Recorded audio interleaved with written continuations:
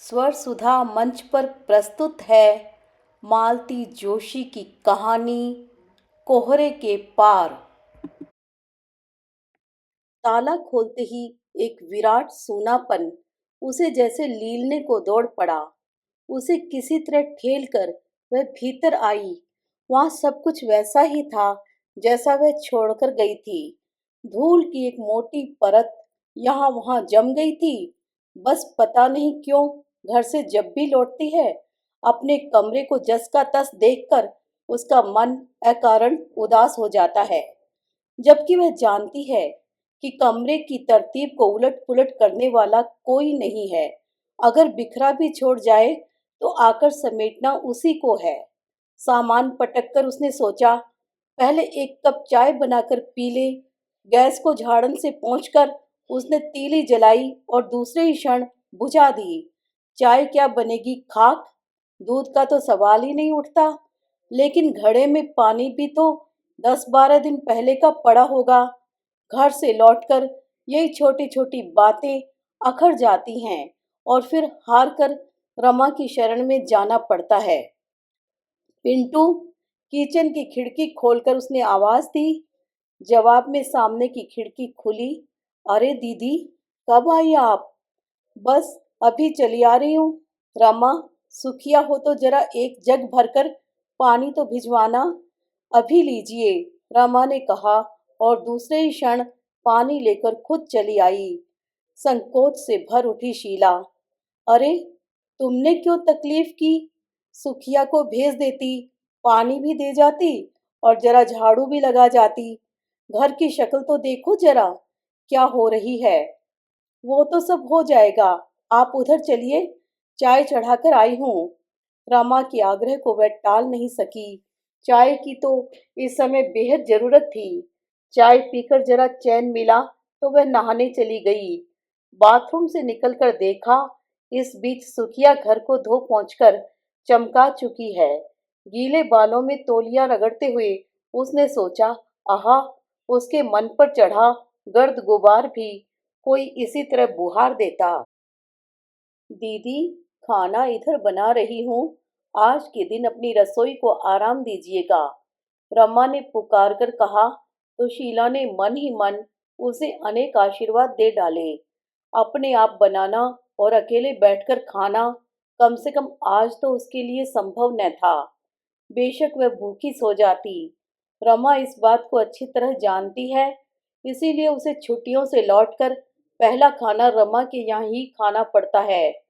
कौन कहेगा कि बित्ते भर की लड़की मेरी मकान मालकिन है। शीला स्नेहार्थ हो आई। बेचारी छोटी बहन की तरह आगे पीछे डोलती रहती है।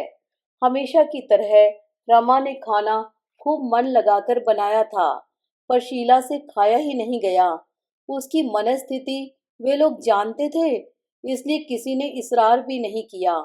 रमा और प्रमोद दोनों के चेहरे बता रहे थे कि वे काफी कुछ जानने को उत्सुक हैं, पर सौजन्यवश दोनों चुप बने रहे।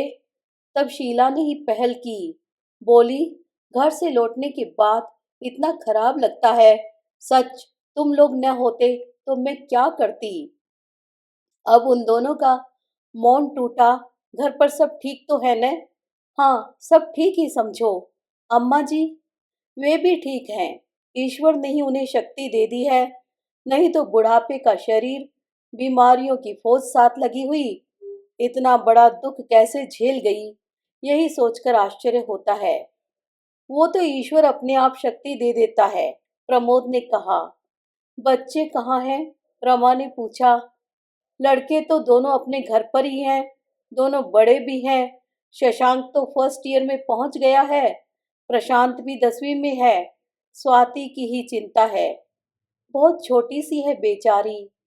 और क्या, इतना शौक था दीदी को लड़की का, पता नहीं कितनी मन्नतों के बाद तो पैदा हुई है और अब खुद उठकर चल दी दूसरे लोक को।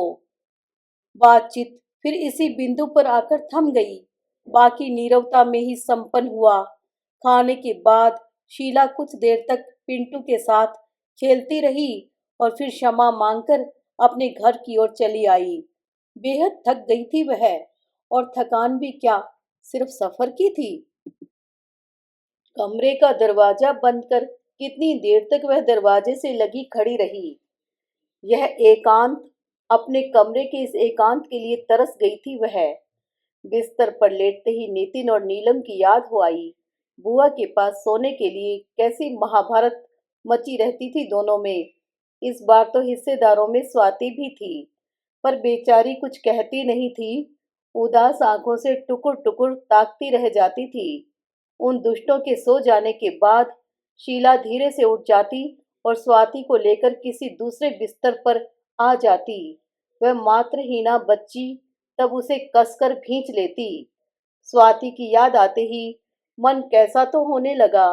दीदी पर गुस्सा आने लगा, जो यूं अचानक उठकर चल दी। खुद तो चली गई, पर उसे कैसी अजीब उलझन में डाल गई है। बहुत रातों की जगी थी वह। सोचा था बिस्तर पर पड़ते ही नींद आ जाएगी, पर विचार थे जो गोल बनाकर उसके इर्द गिर्द नाच रहे थे। वह परेशान हो उठी। लगा कि यह घुप अंधेरा उसे निगल जाएगा। रोशनी की एक किरण, हवा का एक झोंका कहीं से मिले तो वह जी जाए। अनमनी सी वह उठी और उसने बाहर का दरवाजा खोल दिया। बगल वाले कमरे में अब भी उजाला था।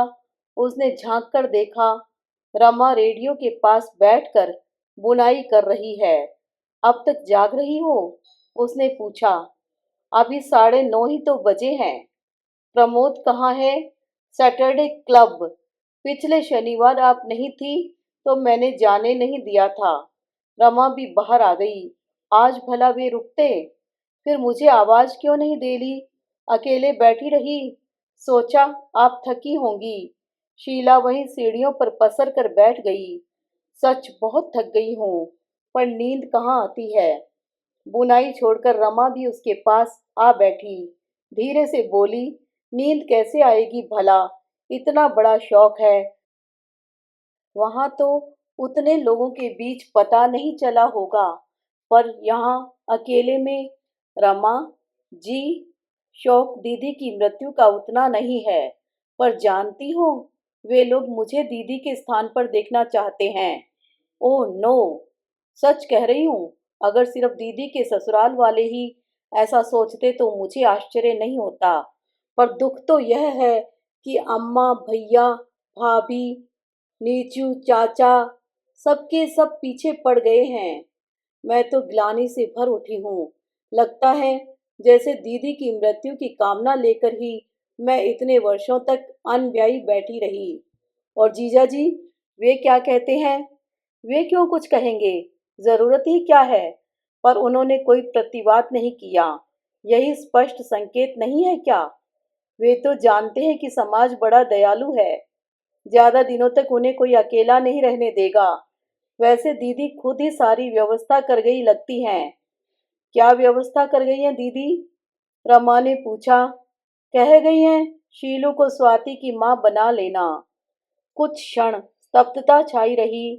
फिर रमा ने कहा, साल 6 महीने के बाद शायद मैं भी यही सुझाव देती, पर इतनी जल्दी? ओह, मैं तो सोच भी नहीं सकती। शीला ने एक भरपूर दृष्टि रमा पर डाली। तुम भी यही सुझाव देती? क्यों रमा? तुम्हें क्या, मैंने कभी अपनी कहानी सुनाई नहीं? सुनाई है दीदी। जानती हूँ, आप किसी स्वर्गीय आत्मा की पावन स्मृति में आराधना का दीप जलाए बैठी हैं। पर दीदी, जिंदगी सिर्फ भावनाओं के आधार पर नहीं चलती। उसे किसी ठोस सहारे की जरूरत होती है। आज नहीं तो कल आप इसे अनुभव करेंगी। तब मैं वह सहारा खुद ढूंढ लूंगी। और आज ये लोग जो मौका हाथ लगा है, यही कहना चाहती हो न? मौका शब्द अच्छा नहीं लग रहा दीदी। कुछ भी कह लो, क्या फर्क पड़ता है? तुम्हारा तो ठीक है। खुद अम्मा भी कह रही थी कि तुम सोच विचार करती रह जाओगी और रिश्ता हाथ से निकल जाएगा। ठीक ही तो कह रही थी अम्मा जी। इतना अच्छा घर-वर देखते ही लोग तो गुड़ की चींटियों की तरह दौड़ पड़ते हैं। तब वे उम्र का भी ख्याल नहीं करते। रमा ने कहा, तो तुम चाहती हो मैं भी इस दौड़ में शामिल हो जाऊं? निर्णय की जल्दी न सही, पर इस दिशा में सोच तो सकती हैं आप। रमा, जीजा के रूप में वह व्यक्ति बहुत आदरणीय है मेरे लिए, पर पति के रूप में मैं उसकी कल्पना भी नहीं कर सकती। पता नहीं क्यों विवाह को लेकर हम लोग सिर्फ दैहिक स्तर पर ही सोचते हैं, रुपए पैसे से ही रिश्ते को तौलते हैं। इससे परे जैसे किसी चीज का अस्तित्व ही नहीं है। लेकिन मैंने अब जिंदगी को एक नए नजरिए से देखना सीखा है। मेरे जीने का ढंग बदल गया है। मेरे सोच की सीमाएं फैल गई हैं। अपने आसपास मैंने रंगों की एक नई दुनिया इजाद कर ली है। चेतना के स्तर पर बहुत आगे बढ़ आई हूं मैं। अब पीछे लौटना संभव नहीं है। रमा, अब मैं उस व्यक्ति के साथ गुजारा नहीं कर सकती जिसकी दुनिया घर और दफ्तर तक ही सीमित है। फाइल और अखबार ही जिसके लिए साहित्य है। महीने में एक बार सिनेमा देख लेना जिसके लिए कला प्रेम है, और जो बच्चों का बीमा कराने या पत्नी के लिए साल में एक आध जेवर बनवाने में कर्तव्य की इतिश्री मानता है। नहीं रमा, ऐसे दुनियादार आदमी के साथ अब मेरा निर्वाह असंभव है। एक ही सांस में कितना कुछ कह गई शीला। खिड़की से छनकर आते प्रकाश में रमा एकटक उसके तमतमाए चेहरे को देखती रह गई। उसका ज्वार थमते ही बोली, सब कुछ अपने मन का सा कहाँ मिलता है दीदी, एडजस्ट तो करना ही पड़ता है। उसकी भी एक उम्र होती है पगली। शादी से पहले लीला दी भी बैडमिंटन खेलती थी, सितार बजाती थी, कथक नाचती थी, महादेवी के गीत गुनगुनाती थी। पर शादी के 18 वर्षों में उनकी उपलब्धि क्या रही? 5-7 तरह के पुलाव, 10 तरह के अचार, 36 भांति की मिठाइयाँ और दर्जनों स्वेटर्स।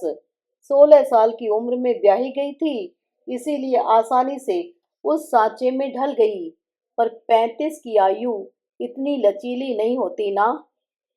स्कूटर के कर्कश हॉर्न और तेज रोशनी से दोनों चौंकी। प्रमोद लौट आए थे। रमा ने दौड़कर गेट खोला। अरे, आप अभी तक जाग रही हैं? प्रमोद ने कहा।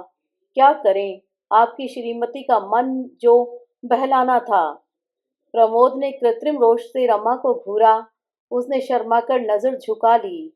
थोड़ी देर बाद बगल वाला घर अंधेरे में डूब गया। सच, यही उम्र है शादी की, शीला ने सोचा। पति का प्यार, पति का गुस्सा, पति की अच्छी बुरी आदतें, रमा कितने सहज भाव से सब कुछ स्वीकार कर लेती है। अपने व्यक्तित्व को उसने प्रमोद के साथ कितनी आसानी से जोड़ लिया है।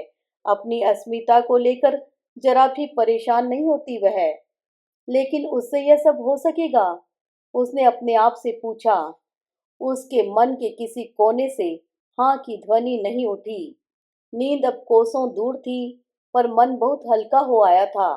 पिछले दिनों मन में जैसे लावा सा उबलता रहा है, पर अपनी बात किसी से भी कहने का वह साहस नहीं जुटा सकी थी। सबने एक साथ उसे दोषी करार दे दिया था। वह जानती है इसके मूल में सबकी सद्भावना ही है। उसके एकाकी जीवन को लेकर सभी चिंतित हैं। जब भी घर गई है, एक न एक प्रस्ताव उसके सामने आता रहा है। अम्मा तो हमेशा कहती है, तेरी फिक्र के मारे मुझे चैन से मरना भी नसीब न होगा। अब दीदी की मृत्यु ने उनके बच्चों की चिंता का एक बोझ और लाद दिया है। सभी ने इस गुत्थी को अपने ढंग से सुलझाना चाहा है। फिर दीदी की अंतिम इच्छा, वह भी तो इन सब के साथ आकर जुड़ गई है। उसका अनादर कैसे करे शीला? सच दीदी, मरते मरते ये कैसा फरमान निकाल गई तुम? कुछ तो ख्याल किया होता मेरा, पूछा तो होता मेरा मन क्या कहता है। पता नहीं क्या सोचकर वह एक झटके के साथ उठी। उसने टेबल लैंप जलाया और लिखने बैठ गई। आदरणीय जीजाजी, दीदी ने चाहा था कि मैं स्वाति की माँ बनूं। मुझे सहर्ष स्वीकार है। दीदी की बात टालने का प्रश्न ही नहीं उठता। आप निश्चिंत होकर उसे मुझे सौंप दें। उसके बाद आप स्वतंत्र हैं। आपकी पत्नी बनने का सौभाग्य जिसे प्राप्त होगा, वह मुझे दीदी की तरह ही प्रिय होगी। बस इतना ही। पत्र को तहाकर उसने लिफाफे में बंद किया और 15 दिन में पहली बार खुलकर सांस ली। मन पर छाया कोहरा धीरे धीरे छट रहा था।